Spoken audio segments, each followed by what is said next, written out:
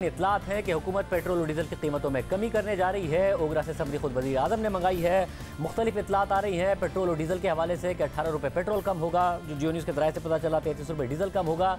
क्या ये बातें दुरुस्त हैं? फौरी तौर पर शहबाज शरीफ साहब ने फैसला किया है। फिर इतलात आई कि IMF का प्रोग्राम भी बहाल होने जा रहा है। बहुत जल्द IMF की तरफ से इस हवाले से प्रेस रिलीज आ जाएगी कि स्टाफ लेवल एग्रीमेंट हो जाएगा, मगर क्या मामलात हैं जो तय नहीं पा रहे हैं। वज़ीर ख़जाना मिफ्ताह इस्माइल साहब हमारे साथ। मुझे मिफ्ताह साहब बहुत शुक्रिया मुझे ज्वाइन करने के लिए। ज़ाहिर है सब पूरी आवाम की जिस बात पर नज़र है वो मैं आपसे पहले पूछ लूँ, क्योंकि इस वक्त एक अलग सी सिचुएशन है। पिछले 3-4 माह में ये होता था कि पेट्रोल पंप्स पे बहुत ज़्यादा रश होता था, मगर आज बिल्कुल सुनसान है। हालांकि आप टेलीविज़न पर हैं, तो मुझे ये बताइएगा कि क्या वाकई बहुत ये फैसला हो गया कि 18 रुपये पेट्रोल पर और 33 रुपये डीजल पर कम करने जा रहे हैं?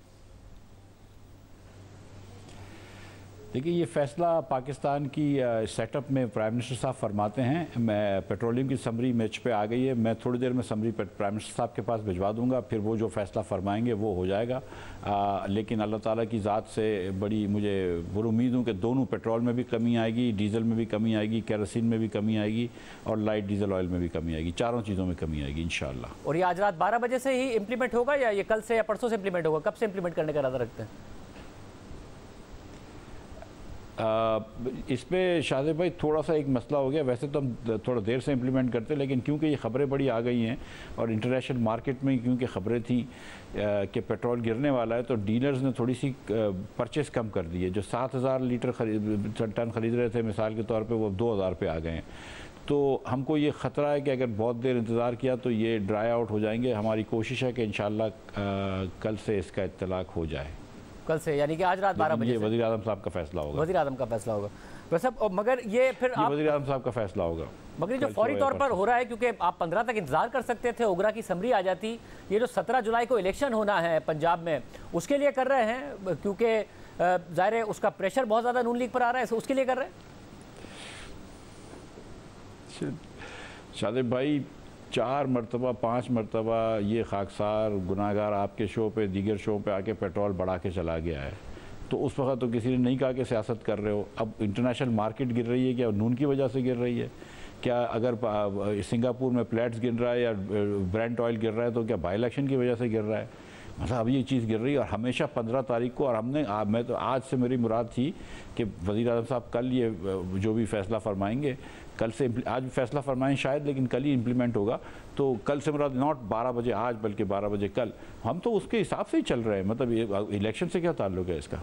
वैसे फिर मुझे ये बताइएगा कि फिर ये भी कंसर्न्स हैं कि फैसले आप अभी कर रहे हैं, 17 के बाद रिवर्स भी कर देंगे। और ज़ाहिर 10 रुपये फ़ी लीटर जो लेवी है वो तो आपने हर महीने बढ़ाना है। इस महीने 10 रुपये पेट्रोल पर, 5 रुपये डीजल पर कर दिया था, तो 1 अगस्त से आपको वो भी तो बढ़ाना होगा। तो ये इलेक्शन के बाद इसको सबको रिवर्स तो नहीं कर देंगे आप?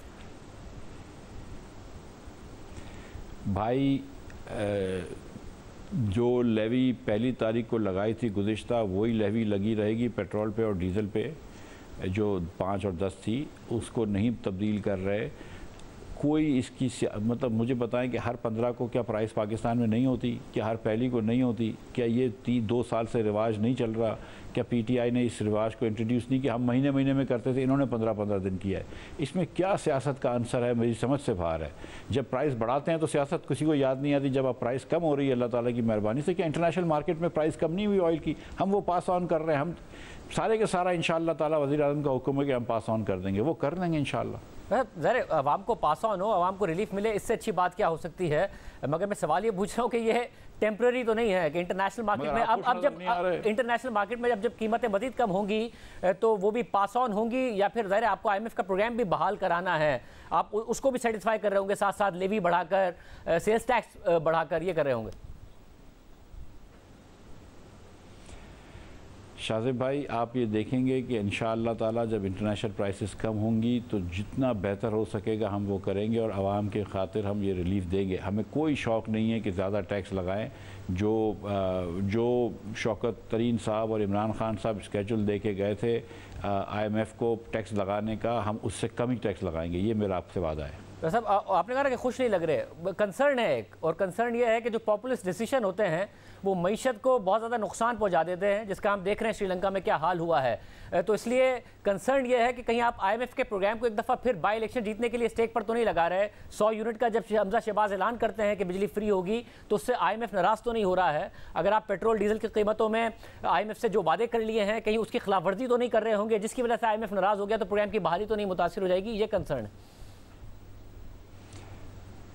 देखिए, जो वादे मुस्लिम लीग नून करेगी, माफ़ कीजिएगा, जो वादे ये शहबाज शरीफ की हुकूमत करेगी, कोalition गवर्नमेंट करेगी, इस वादे पे हम खड़े रहेंगे। अल्लाह ताला की मेहरबानी से आप देखिएगा कि जो वादे हम करेंगे इंटरनेशनल कम्युनिटी को वो पूरे करेंगे, बशमूल IMF के। जब पेट्रोल महंगा हो रहा था तो मैं एक दिन पे मैंने 60 रुपये पेट्रोल बढ़ाए हैं, 30 रुपये बढ़ाए हैं। आज जब कीमतें में कमी आ रही है तो अल्लाह की मेहरबानी से वो भी पास ऑन हम शहबाज साहब से रिक्वेस्ट करेंगे। वो शहबाज साहब ने बल्कि हुक्म दिया था कल के जल्दी करो और समरी लेकर आओ, तो वो भी पास ऑन होगा।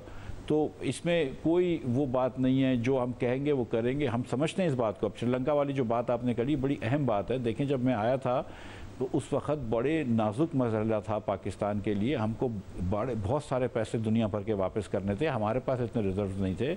अभी भी हमारे रिजर्व बिल्डअप नहीं हो रहे। पिछले महीने $7.5 अरब से ज़्यादा हमारा एक्सपोर्ट हुआ है, 7.5 अरब से इंपोर्ट हुआ है। हमको इंपोर्ट कम करना है, एनर्जी का इंपोर्ट कम करना है, हमको हमारे डॉलर के रुपए के ऊपर प्रेशर है।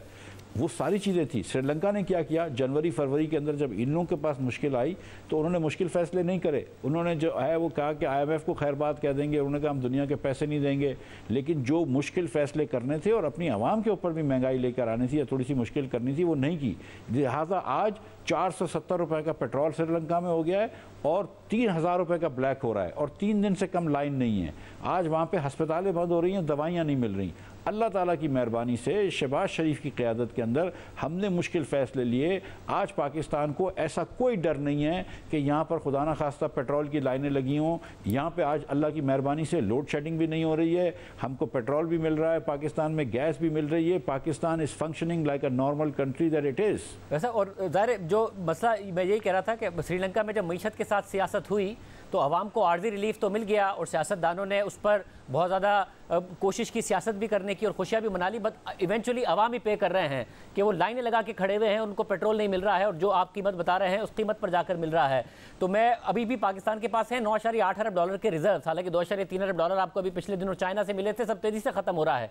5 हफ्ते की दरामद के पैसे हमारे पास, जैसे कि आपने कहा $7.7 अरब की हमने दरामदात की हैं। तो IMF के प्रोग्राम की बहाली ज़रूरी है, क्या क्यों नहीं बहाल हो रहा? MEFP आमतौर पर होता था तो ये अज्यूम किया जाता था कि इसको स्टाफ लेवल एग्रीमेंट ही समझ लीजिए, मगर आपका स्टाफ लेवल एग्रीमेंट नहीं होकर दे रहा है, वो आप पे ट्रस्ट करने को तैयार नहीं है, क्योंकि आप बात एक करते हैं उसके बाद इकदाम दूसरे करते हैं, कहीं ना कोई सब्सिडी अनाउंस कर देते हैं। क्या वजह है कि IMF आप पर भरोसा नहीं करने को तैयार है, जिसकी वजह से स्टाफ लेवल आपका एग्रीमेंट नहीं हो पा रहा है?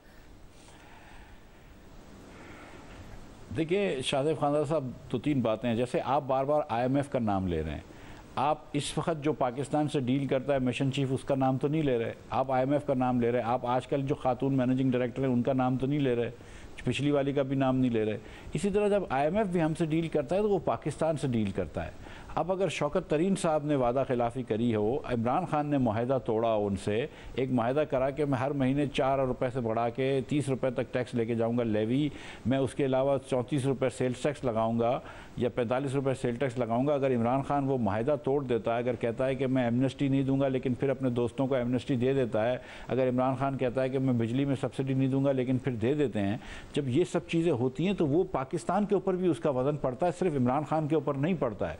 उनको पाकिस्तान के ऊपर थोड़ी सी मुश्किल हो रही है कि वो चीज़ें हमने नहीं की कि जो हफीज़ शेख ने हफीज़ शेख साहब ने जो वादे किए थे वो 4 साल में पूरे नहीं हुए, फिर उसके बाद शौकत तरीन साहब ने जो वादे किए वो पूरे नहीं हुए, तो ये पाकिस्तान के ऊपर आता है। हैविंग सेड दिस, हमने एक नई इब्तिदा करी है, हमने मुश्किल फ़ैसले लिए हैं। 100 रुपए तक हमने पेट्रोल और डीजल में महंगाई लेकर आए। जब पेट्रोल महंगा हुआ, डीजल महंगा हुआ, तो हमने वो महंगाई पास ऑन करी, हमने पॉजिटिव टैक्सेशन की, हमने यहाँ पर सुपर टैक्स लगाया, कंपनियों के ऊपर 10%, वज़ीर आज़म के बेटों की फैक्ट्री के ऊपर टैक्स लगा, हमने दीगर और कंपनियों के ऊपर टैक्स लगाया, दुकानदारों के ऊपर टैक्स लगाया। हमने पाकिस्तान के अंदर पिछले जो 3 महीने शहबाज शरीफ की हुकूमत में में थे, हमने 31% सेल टैक्स ज़्यादा जमा किया है, सॉरी टोटल FBR का रेवेन्यू ज़्यादा जमा किया है। तो हमने कुछ बेहतर करके दिखाया है, हमने कोशिश करके बजट डेफिसिट को कम करने की प्रोजेक्शंस दी हैं, हमने रेवेन्यू बढ़ाया है, हमने खर्चों के ऊपर एक हाथ रखा है। तो IMF को भी नज़र आ रहा है कि ये टीम जो है ये ज़्यादा कॉम्पिटेंट है, ये दुनिया को भी नज़र आ रहा है, और तो मेरा ये ख्याल है इंशाअल्लाह ताला कि इसके नताइज नज़र आएंगे आपको 1-2 महीने में। तो ये मुआहदे की सूरत में क्यों नहीं नज़र आ रहा है, ये स्टाफ लेवल एग्रीमेंट की सूरत में क्यों नहीं नज़र आ रहा है? अगर IMF को ये सब कुछ नज़र आ रहा है, आप लोगों ने अब शरह सूद भी पाकिस्तान में 15% हो गई है, वो भी बढ़ गई, सब्सिडीज़ भी आप लोग ख़त्म कर चुके हैं, तो ये IMF को क्यों नहीं नज़र आ रहा है? आपका क्यों नहीं एग्रीमेंट हो रहा? आज भी दिन में खबर आई थी कि बस आने वाली है, कोई प्रेस रिलीज आ जाएगी, वो अब नहीं आई, ये क्यों नहीं आ रही है? शादेब खान साहब, हमारी IMF से जो मुज़ाकरात थे वो मुकम्मल हो चुके हैं। अब IMF जो है वो अपने अंदरूनी प्रोसेस, इंटरनल प्रोसेस के थ्रू गुज़र रहा है। अब जो अगली जो मूव होगी वो IMF की तरफ से होगी, वो खुद उसका अनाउंसमेंट करेंगे। ये मैं आपको इतना ही कह सकता हूँ इसके बारे में। वैसे मगर वो मूव कब तक एक्सपेक्टेड है? क्योंकि आज ज़ाहिर दिन में ये खबर थी जिसकी वजह से स्टॉक मार्केट ने तो रिस्पॉन्ड किया और तकरीबन 600 पॉइंट्स तक का उसमें इजाफा देखा गया, तो और इसी खबर के एंटिसिपेशन में देखा गया। मगर मसला ये कि 1.5-2 हफ्ते से मार्केट में खबर आती है और फिर अचानक गुम हो जाती है, फिर सवाल पैदा होता है और आपकी क्रेडिबिलिटी पे सवाल उठता है। आप कन्विंस नहीं कर पा रहे हैं IMF को, आपकी हुकूमत की क्रेडिबिलिटी पे सवाल उठता है। भाई देखिए, मैंने खुदा न खास्ता किसी से ये नहीं कहा है कि क्या हुआ है क्या नहीं हुआ, लेकिन मैं आपसे ये गुजारिश कर रहा हूँ, जो मैं कह रहा हूँ वो सही कह रहा हूँ कि IMF से मैं मज़ीद इस वक्त कोई मुज़ाकरात नहीं कर रहा हूँ, कोई आउटस्टैंडिंग इशू इस वक्त नहीं है। IMF अपना इंटरनल प्रोसेस कर रहा है। अगर जो इंटरनल प्रोसेस पे ये चीज़ हो जाती है तो ठीक है, अगर कोई मज़ीद उनके पास कोई बात होगी करने की तो वो कर लेंगे हमसे मज़ीद बात, लेकिन मेरा नहीं ख्याल है कि कोई अब मज़ीद इस पर बहुत ज़्यादा बातचीत रह गई है। मेरा ये ख्याल है कि अल्लाह ने चाहा तो अल्लाह खैर करेगा और कोई ना कोई IMF की तरफ से मुस्बत बयान आ जाएगा। यानी कि आप ये कह रहे हैं कि जो IMF की डिमांड्स थी, जो मामलात थे जिसकी वजह से एग्रीमेंट नहीं हो पा रहा था, वो सारे मामलात हो चुके हैं। अब इस वक्त कोई मुज़ाकरात नहीं है, कोई ऐसी डिमांड नहीं है उनकी जो पेंडिंग है आपकी तरफ ये और आपने पूरी करनी है, वो सब कुछ ख़त्म हो चुका है, उनका इंटरनल रिव्यू चल रहा है। इस तरह आप समझ लीजिए कि कुछ चीज़ें जो उन्होंने कही थी वो हम मान चुके हैं और कुछ चीज़ों पे हमने उनको मना लिया है, तो मज़ीद कोई मसला नहीं रहा। मतलब बहुत सारी ऐसी चीज़ें थी जो हम समझ रहे थे कि वो इस वक्त पाकिस्तान के मफाद में नहीं है, मईशत के लिए बेहतरी के लिए नहीं है, तो हमने IMF से दलील करी है, वो दलील के बारे में उन्होंने बात मानी हमारी, तो कहीं वो हमारी बात माने, और जाहिर है कि बहुत सारी जगहों पर हमने उनकी बात मानी है। सारी सिचुएशन में जैसे फॉर एग्जांपल मार्केट में खबर हो कि IMF के प्रोग्राम बहाल होने की खबर आ रही हो, मगर साथ ही पाकिस्तान को जो इंटरनेशनल बॉन्ड है उस पर जो यील्ड है वो 40% पर चली जाए और रुपया गिरकर 211 का हो जाए, ये सारी चीज़ें आपस में सिंक्रोनाइज नहीं करती हैं। स्टॉक मार्केट तो पॉजिटिवली रिस्पॉन्ड करे, मगर जो IMF प्रोग्राम की बहाली ना होने की वजह से रुपया प्रेशर में था वो और प्रेशर में आ जाए, इंटरनेशनल बॉन्ड्स पाकिस्तान की यील्ड और ज़्यादा बढ़ जाए, तो ये समझ में नहीं आ रहा है कि मार्केट्स का कॉन्फिडेंस नहीं है या क्या वजह है इसकी?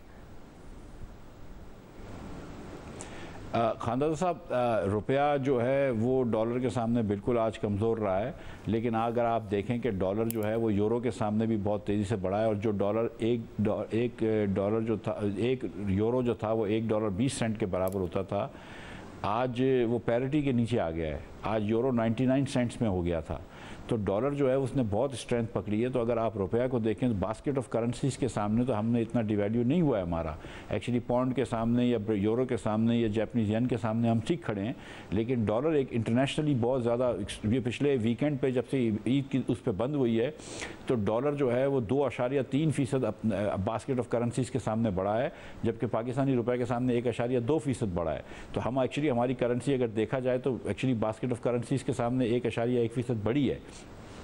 तो डॉलर की तो एक डिफरेंट हुआ है कि डॉलर की बहुत ज़्यादा स्ट्रेंथ हो गई है कुछ दिनों से, जिसकी वजह से ये तेल की क़ीमतें भी गिरी हैं क्योंकि डॉलर स्ट्रांग हो रहा है, जिसका फ़ायदा इंशाअल्लाह ताला कल आवाम को मिलेगा। जहाँ तक आप बात कर रहे हैं स्टॉक मार्केट की, तो ज़ाहिर है स्टॉक मार्केट ने ये रिएक्ट किया होगा IMF की ख़बर पे, और अगर अल्लाह ने चाहा और ये बात दुरुस्त साबित होती है और मेरी जो ख्वाहिश है वो पूरी हो जाती है, तो इंशाअल्लाह ताला फिर अल्लाह खैर करेगा। वैसे मगर देखिए मसला ये ना कि मुझे ऐसा लगता है कि ओहदा वही रहता है वज़ीर ख़जाना का, मगर शख्सियत बदल जाती है। मिस्टर इस्माइल साहब, इसी किस्म की लॉजिक के जो दूसरी बास्केट ऑफ करेंसीज़ हैं उसके मामले में रुपये के गिरने की मिसालें मैं पहले भी सुन चुका हूँ, मगर जो पाकिस्तान का रुपया गिरा है वो फंडामेंटली ज़्यादा गिरा है। उसके फंडामेंटल रीजंस भी बहुत ज़्यादा अलग हैं। हमारे पास डॉलर्स नहीं हैं, इंटरबैंक में प्रेशर आ रहा है, कोई दूसरी करेंसी नहीं है जो पिछले 3 महीने में डॉलर के मुकाबले में 25-26 रुपये गिर गई है। इसके अलावा पिछले 4 साल में 100% से ज़्यादा गिर गई है, हमारी करेंसी गिर गई है। तो हम डॉलर से पैक्ड हैं और हमारे फंडामेंटली रीजंस अलग हैं। और अगर दूसरी करेंसी गिरती भी रही और अगर कुछ अच्छी खबर आ जाती है तो आपको पता है रुपया संभल जाएगा, बेशक दूसरी करेंसियाँ गिर रही हो। तो वो अच्छी खबरें क्यों नहीं आ रही हैं, उसका रिस्पॉन्स क्यों नहीं आ रहा?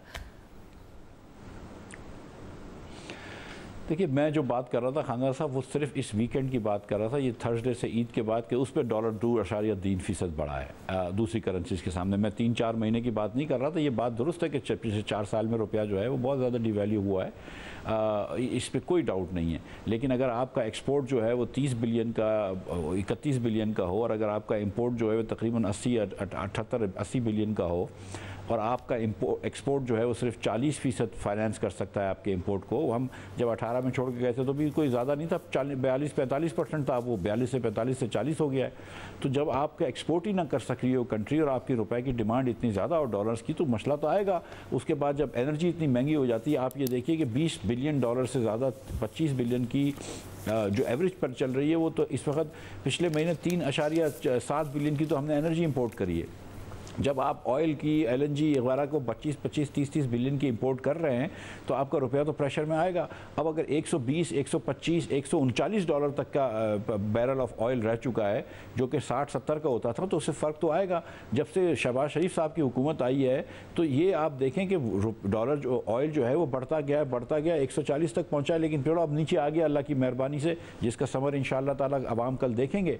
लेकिन बहुत चैलेंजिंग इन्वायरमेंट था। एक खान साहब की इनकॉम्पिटेंस अपनी जगह पे थी जो छोड़ के गए थे कि 4 साल के अंदर वो, मतलब इस वक्त हम जब आए तो ना कोई LNG का सौदा था, ना लॉन्ग टर्म, ना इवन तेल का सौदा नहीं था लॉन्ग टर्म, ना गैस का, ना डीजल का। तो ये सारी चीज़ें हमारे सामने आई हैं और इस वक्त जो सबसे बड़ी बात थी कि मुल्क को डिफ़ॉल्ट से बचाना था।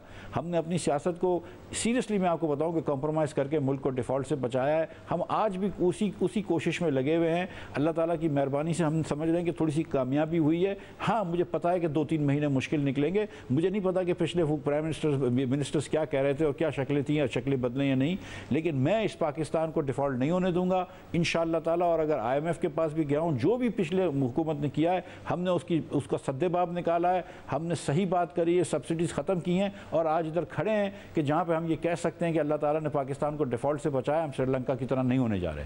मगर कितने अरसे के लिए आपके ख्याल में ये खतरा टला है? क्योंकि पाकिस्तान की जो आपके इकदाम के बावजूद दरामदाद तो नहीं कर्टेल हो पा रही हैं। 7.7 अरब डॉलर्स की जो दरामदाद है जून के महीने में, और ये मेजर्स के बावजूद है जो आपने किया, इकोनॉमी को स्लो डाउन के मेजर्स के बावजूद है जो आपने किया, जो कि स्टेट बैंक के मुताबिक उस तरीके से अभी तक स्लो डाउन नहीं आ पा रहा इकोनॉमी में भी। तो कैसे आप ये इतने सारे पैसों का इंतजाम कहाँ से होगा? इंपोर्ट्स तो कर्टेल नहीं कर पा रहे हैं आप। देखिए शाहजेब खान साहब, ये अगर इंपोर्ट्स को आप 2 हिस्सों में तोड़ लें तो हमने 15% इंपोर्ट का ट्रेड कर लिया है नॉन एनर्जी को। एनर्जी जो है वो 120% बढ़ गई थी। इस महीने हम एक LC को ट्रैक कर रहे हैं। मैं ये समझता हूँ कि इस महीने इंशाअल्लाह ताला हम, जो पिछले महीने 3.7 बिलियन था, मेरी ख्वाहिश तो है कि हम 2.5 बिलियन के अंदर ये सब चीज़ें कर लेंगे। तो मेरा जो इंपोर्ट है वो इंशाअल्लाह 6 बिलियन तक पहुँच जाएगा और 6 बिलियन पे आई एम ओके, 5.5 पे I would be very comfortable. जो लेकिन या मेरी कोशिश है कि वहाँ से 3.5 बिलियन, 3 बिलियन के ऊपर आ जाऊँ, 3 बिलियन का इंपोर्ट लेकर आऊँ। तो हम दोनों पैक्स पे कोशिश कर रहे हैं इंपोर्ट कम करने की। और आप देखेंगे इंशाअल्लाह ताला कि इस महीने जुलाई के अंदर 6.5 बिलियन के ऊपर इंपोर्ट नहीं होगा। वैसे अगर आप 6 अरब डॉलर पर ले आते हैं साल का 72 अरब डॉलर, उस सूरत में तो आप कंफर्टेबल हो सकते हैं। अगर पाकिस्तान की माहाना एक्सपोर्ट्स आप 3 अरब डॉलर पर ले जाएं, रेमिटेंसेस भी इसके आसपास आ रही हों, तो ज़ाहिर एक कंफर्टेबल पोजीशन बनती है, बिल्कुल बैलेंस बनता है। मगर अगर जो ग्लोबल रिसेशन के खतरात हो रहे हैं, जिसकी वजह से ज़ाहिर ऑयल भी गिर रहा है डिस्पाइट जो सिचुएशन है इस वक्त रशिया में, उसमें हमारी एक्सपोर्ट्स और रेमिटेंसेस पर भी तो हिट आएगी, और वो जो हिट आएगी वो बैलेंस ऑफ कर पाएगी आपका जो इंपोर्ट्स में कमी है उसको। देखिए खान साहब, कोई भी चीज़ बगैर उसके तो नहीं आती। अगर आप ऑयल इसलिए गिर रहा है, लोग कहते हैं कि वेस्ट के अंदर थोड़ा सा रिसेशनरी इन्वायरमेंट आ गया है। अगर वेस्ट में रिसेशन इन्वायरमेंट आ गया तो हमको ऑयल का ज़रूर फ़ायदा हो रहा है, लेकिन हमको दूसरी तरफ नुकसान भी हो रहा है कि हमारा जो हमारा टेक्सटाइल का एक्सपोर्ट है वो शायद थोड़ा सा स्लो हो जाएगा। हमको इसके लिए कोशिश ये करनी चाहिए हुकूमत को, जो कर रही है, कि एक तो ये कि एनर्जी की फराहमी यकीनी बनाएं, दोम ये कि हम एनर्जी को इनको कंपैरेटिव मार्केट्स पे दें, और जो भी हम एक्सपोर्ट्स के अंदर अगर ज़रूरत हुई हमको तो हम इनका कोई एक्सपोर्ट्स के रिबेट्स कर देंगे, इंसेंटिव्स कर देंगे।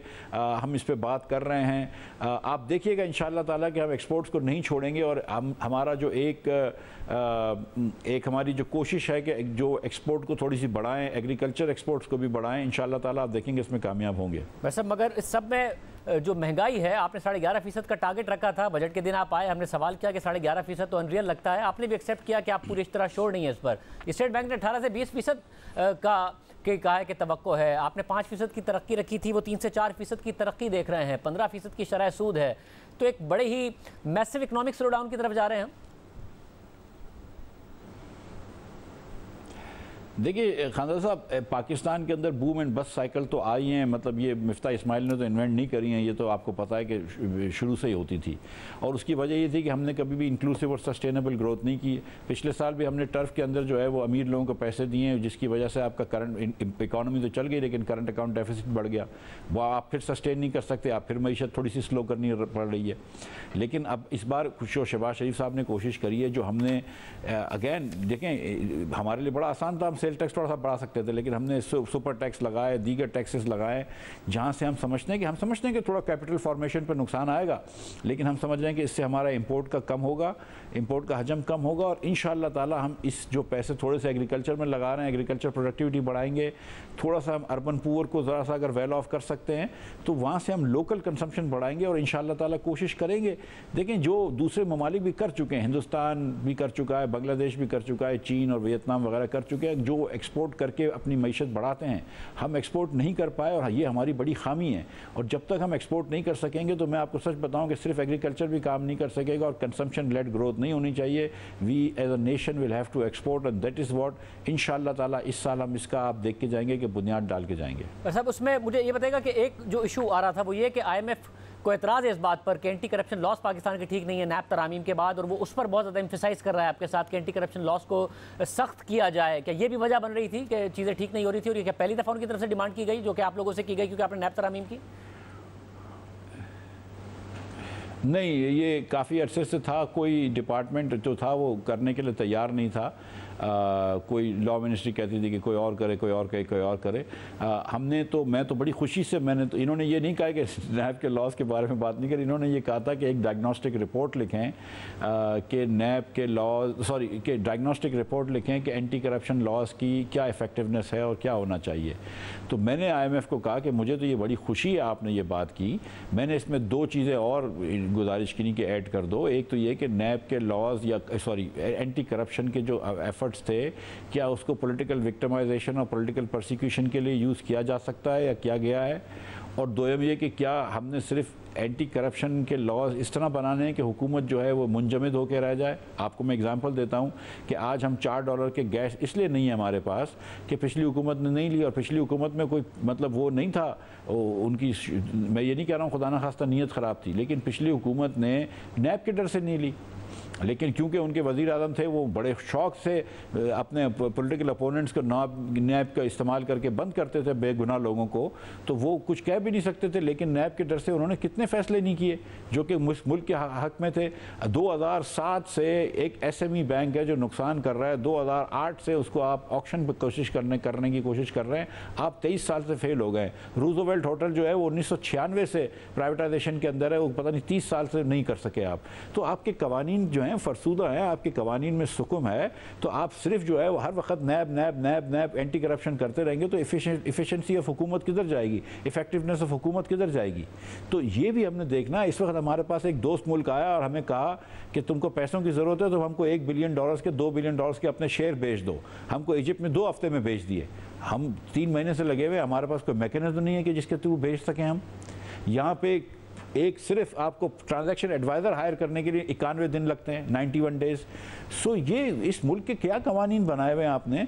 तो जब IMF से हमने बात की कि आप रिपोर्ट अगर लिख रहे हैं हम तो बड़े खुशी हैं, तो वो रिपोर्ट हम इंटरनेशनल एक्सपर्ट से लिखेंगे जो ये भी बात करेगी कि इफ़िशेंसी और एंटी करप्शन को देखेंगी, anti corruption and political victimisation को देखेगी, और ये भी देखेगी कि एंटी करप्शन के लॉस पाकिस्तान में इतने अरसे से करप्शन कम हुई है क्या। यहाँ पे आप 190 मिलियन पाउंड्स तो लोगों के वापस कर देते हैं, फिर आप एंटी करप्शन कहाँ कम हुई है पाकिस्तान में, करप्शन कहाँ कम हुई है। मुझे साथ में बताइएगा कि जो कुछ प्रोग्राम्स हैं जो ज़ाहिर गरीबों के लिए हैं, निचले तबके के लिए हैं, मेरा घर, कामयाब पाकिस्तान, कामयाब जवान, शौकत तरीन साहब ने कहा कि आपने ये प्रोग्राम्स जो हैं वर्चुअली बंद कर दिए हैं। इसके अलावा जो मेरा पाकिस्तान मेरा घर स्कीम है उसके हवाले से तो हमें लोगों की भी शिकायत जब मौसूल हुई और हमने स्टेट बैंक से भी पूछा तो उन्होंने कहा कि अगस्त के आखिर तक हमने इसको होल्ड कर दिया है।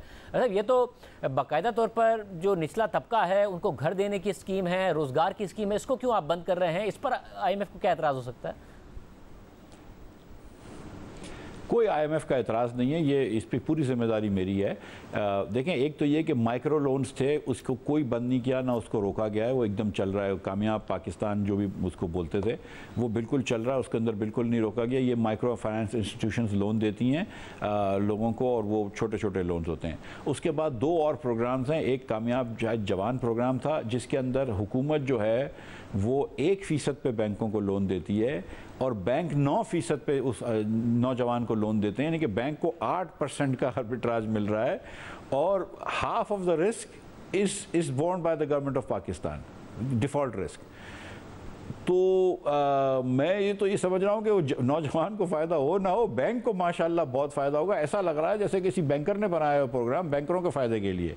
तो मैंने इसको प्रोग्राम को डिसकंटिन्यू नहीं करूँगा, मैं इसको ज़रा सा फिर से सोचूंगा, और स्टेट बैंक से ही मैंने गुजारिश करी कि 2 हफ्ते के अंदर अंदर मुझे रिपोर्ट दो, और इनफैक्ट वो दे चुके हैं कुछ उसकी रिपोर्ट, कि जिसके अंदर हम कम अज़ कम ये जो बैंकों को 8% आर्बिट्राज मिल रहा है without taking all the risk, इसके बारे में थोड़ी बातचीत करें। इसी तरह जो हाउसिंग का प्रोग्राम था, और मैंने भी देखी हैं हमारे बहनों की और भाइयों की टेपें जिसके वीडियो मैसेजेस, और वो बात एकदम उनकी दुरुस्त है। उसके अंदर भी ये था कि हुकूमत जो है वो उनको तो 2% पे दे रही है इंटरेस्ट, उनसे तो ले रही है, लेकिन जो बैंकें हैं उनको 19% इंटरेस्ट दे रही है, और 17% जो है वो बैंक का नफ़ा है। मैं आपको मिसाल देता हूँ कि इस साल हम 10 अरब रुपए से ज़्यादा सब्सिडी देंगे सिर्फ 80 अरब रुपए के लोन्स के ऊपर, और वो 20 साल तक देनी होगी। तो मैं 200 अरब रुपए दे चुका हूँगा 20 साल में, चलो नेट प्रेजेंट वैल्यू उसकी कम होगी 80 अरब के लोन पे, और अगले साल अगर मैं 200 अरब का लोन लूँ तो फिर मैं कहाँ से ये हैंडल कर सकूँगा। तो बहुत सारी ऐसी चीज़ें थीं जो खान साहब करके गए थे, जिसके अंदर उन्होंने बिल्कुल प्लानिंग नहीं करी कि ये पैसे कहाँ से आएंगे, बस उन्होंने प्रोग्राम अनाउंस कर दिया। इसके अंदर भी बैंक को अगर 17% मिल रहा है तो कोई पूछने वाला तो होना चाहिए ना कि भाई आपको 17% मिल रहा है, और आधा रिस्क तो आपका वर्ल्ड बैंक ने उठाया हुआ है, वो उसकी डिपॉजिट री इंश्योरेंस ने उठाया हुआ है। तो इसलिए हमने ये प्रोग्राम को होल्ड पे डाला है, ख़त्म नहीं किया। और ये जो कंप्लेन आ रही है कि एक्सपायर हो जाएगा, तो मैं एक्सपायर नहीं होने दूंगा। जाहिर है कि उसके जिनका लोन अप्रूव हो गया उनकी टर्म एक्सटेंड कर दूंगा। नहीं, जिनका अप्रूव हो गया बस उसका मसला ये आ रहा है, जो शिकायत आ रही हैं, और आपने कहा आपने खुद ने भी देखा है, जो शिकायत आवाम की आ रही है कि उनका लोन अप्रूव हुआ और उन्होंने उसके अगेंस्ट एक घर बुक करा के एडवांस दे दिया। अब अगर बैंक की तरफ से इसको अगस्त तक होल्ड कर गया और उनका एडवांस डूब जाएगा, तो इसलिए कम से कम जिन लोगों का अप्रूव हो गया है उनके लिए कोई ऐसा मैकेनिज्म तो बनाया ना स्टेट बैंक ऑफ पाकिस्तान, जिसकी वजह से गरीब लोगों का पैसा ना डूब जाए। बिल्कुल आपकी बात दुरुस्त है, और ये 2 महीने जो है वो तो मैक्सिमम टाइम है। लाइक आई सेड कि जवान वाला प्रोग्राम था, उस पर सिर्फ 2 हफ्ते दिए हुए थे इन लोन्स का, और वो तो 2 हफ्ते के अंदर उससे पहले रीडिज़ाइन हो गया है। हमारी वज़ीर आज़म की माविन और वज़ीर है हमारी शज़ा ख्वाजा साहिबा, ये इसको देख रही हैं सारे यूथ प्रोग्राम्स को। ये इससे, और मैं आपको सच बता रहा हूँ कि ये प्राइम मिनिस्टर यूथ प्रोग्राम जो थे मियां नवाज शरीफ ने जो इंट्रोड्यूस किए थे, ये उसी की कड़ी है, and we are very happy. सबसे पहले ये यूथ प्रोग्राम हमने इंट्रोड्यूस किया था, तो हम इसको आगे लेके चलेंगे। लेकिन अगेन इसका फ़ायदा, ये शाहजेब खानदार साहब आप ये बात को समझते हैं ना कि इसका फ़ायदा यूथ को होना चाहिए या स्मॉल होम ओनर्स को होना चाहिए, इसका फ़ायदा सिर्फ बैंकों को नहीं होना चाहिए। मुझे साथ में ये बताएगा कि ज़ाहिर पहला IMF को एक एतराज़ था जो पेट्रोल डीजल की सब्सिडी है कि ये आपने क्या किया है, अनटारगेटेड सब्सिडी है, जिसकी जितनी बड़ी गाड़ी है उसको उतनी ज़्यादा सब्सिडी मिल रही है। आप खुद इस बात पर बड़े मोतरज़ थे, मगर जो 100 यूनिट तक की पंजाब में बिजली अनाउंस हुई है, इस पर क्या IMF को एतराज़ है? क्योंकि तो टारगेटेड सब्सिडी है, गरीब आदमी के लिए है। जी, IMF ने मुझसे बात ज़रूर की थी इसके बारे में, मैं आपको बता देता हूँ। लेकिन हमने IMF को ये बता दिया कि एक ये बजटेड सब्सिडी है, उसके बाद भी पंजाब हुकूमत सब्सिडी के ये देने के बाद भी 100 अरब रुपया जो इन्होंने सब्सिडी की मद में रखा है, इसके बाद भी वो 125 अरब रुपए का बजट सरप्लस दे रहे हैं। तीसरी चीज़ ये कि इसमें वफाकी हुकूमत एक दैला भी नहीं डाल रही है, हम कोई पैसे नहीं डाल रहे, सारे के सारे पैसे पंजाब हुकूमत डाल रही है। तो अगर कोई भी हुकूमत डाले वो उनकी मर्ज़ी है, मैं उस पर कोई एतराज़ नहीं कर सकता हूँ। और ये बात मैं ऐसे ही आपको बता दूं कि ये गरीब तरीन कंज्यूमर्स के लिए है, 100 जो कि सारा साल 100 यूनिट से कम लेते हैं। ये वो लोग नहीं हैं कि जो 6 महीने जो है वो 400-500 यूनिट लेते हैं और एयर कंडीशन भी इस्तेमाल करते हैं, लेकिन सर्दियों में जो फिर एसी बंद हो जाता है तो यूनिट कंजम्पशन कम हो जाती है।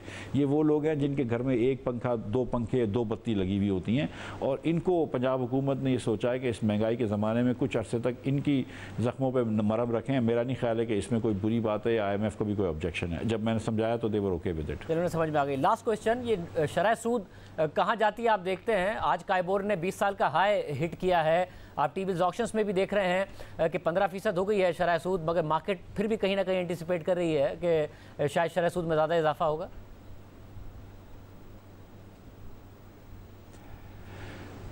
देखिए कादर साहब, मुझे सचमुच एक तो मुझे पता नहीं है। मैं एक तो स्टेट बैंक अब ऑटोनॉमी के बाद स्टेट बैंक ही डिसाइड करती है, थोड़ा सा मुझे आइडिया होता है। मेरा ये ख्याल है कि जो अब इंटरनेशनली पेट्रोल की प्राइसेस कम हो रही हैं और जो प्राइसेस हम पास ऑन कर रहे हैं, जो प्राइम मिनिस्टर साहब करेंगे, उसके बाद जब आप देखेंगे कि थोड़ा सा इन्फ्लेशन में कमी आएगी। पिछले महीने नंबर बहुत बुरा आया था, अब जैसे इन्फ्लेशन में कमी आएगी तो ये जो बात होती है वो ये कि पॉजिटिव इंटरेस्ट रेट रखना होता है। तो जैसे इन्फ्लेशन कम हो जाएगा तो इंटरेस्ट रेट भी फिर आहिस्ते आहिस्ते कम हो जाएगा। मईशत के अंदर सीरियसली इंटरेस्ट रेट बढ़ाने से मज़ीद इंपोर्ट की वो डिमांड नहीं कम कर सकते, वो जितना हम निचोड़ सकते थे हमने निचोड़ लिया उसको। मेरा नहीं ख्याल है कि उससे कोई इतना फ़र्क पड़ेगा। लेकिन जहाँ तक इन्फ्लेशन है, अगर वो इन्फ्लेशन ज़्यादा है तो उसको पॉजिटिव रखना है। लेकिन आई थिंक कि आप देखेंगे, मेरी अल्लाह ताला से मेरी उम्मीद है कि इंशाल्लाह 1-2 महीने में आप देखेंगे कि इंटरेस्ट रेट नीचे आना शुरू हो जाएंगे। बहुत शुक्रिया, मिस्टर इस्माइल साहब हमारे साथ मौजूद थे।